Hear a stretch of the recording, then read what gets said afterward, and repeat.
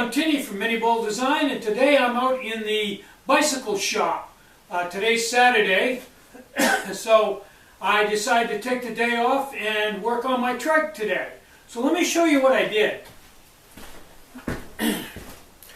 Now,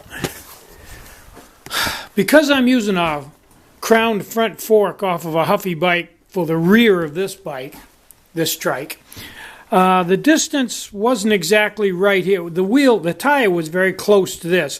And I originally thought, yeah, that'll be good because any snow or mud that builds up on this tread will get cleaned right off by that. But then I got thinking that I might want to put a chain on this or stud this tire, and that would not work out. So what I did was I cut it off right here, pulled it apart, and took a seat post and cut it in two and drove it into each half of this and the other one in the other half to extend it back to give me some clearance in here.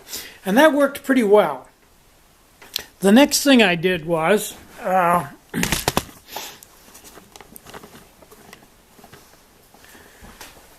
next thing I tackled was a seat.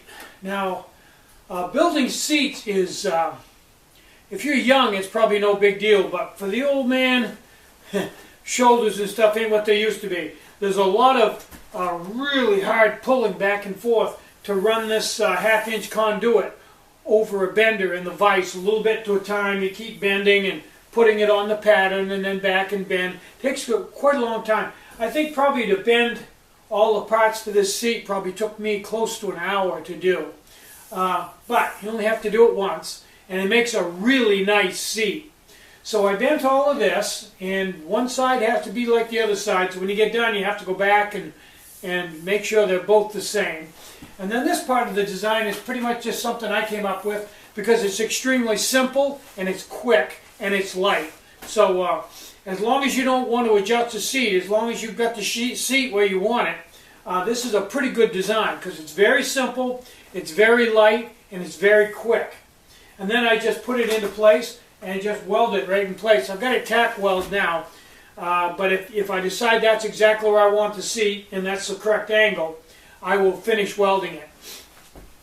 Now, for an off-road bike, this seat looks like it's tilted back quite a ways, but what you don't realize is right here where you sat, it's going to have a dip to it.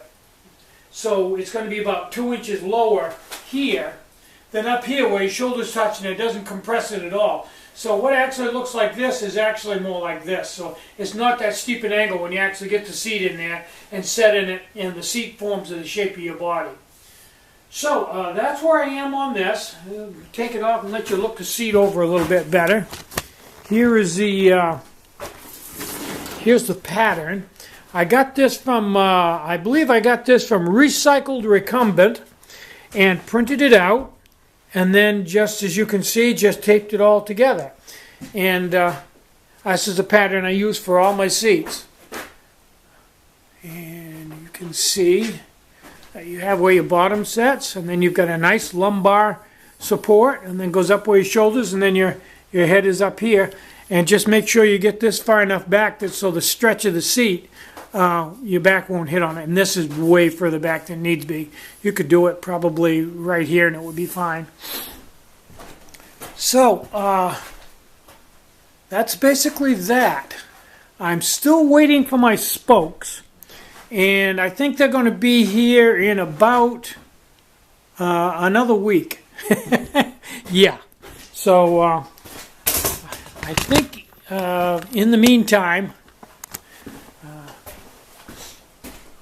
while I'm waiting, I think I may put the crankset on with the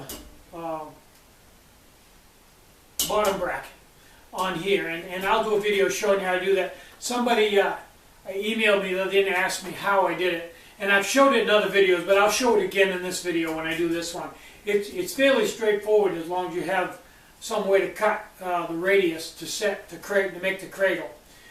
Someone else asked me what I'm using for welding rod. So I've still got my welding rod out from this morning. This is my welding rod holder when I'm welding. This is 1/16 6013. Now, the directions with the welder,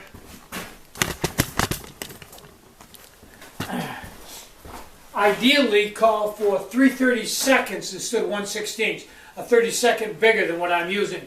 But when I'm welding really small things like this conduit, I think the 1/16 works better and a little bit lower heat. But I'm going to buy some 3/32 and give it a try, because on bigger stuff I think it would work better. Stuff that's, you know, 1/8 inch or thicker. So, I didn't do anything out in the factory today. I believe there's 4 or 5 orders on the books. But tomorrow I think I'm going to go out and build. I've got a stove design I want to try out this afternoon.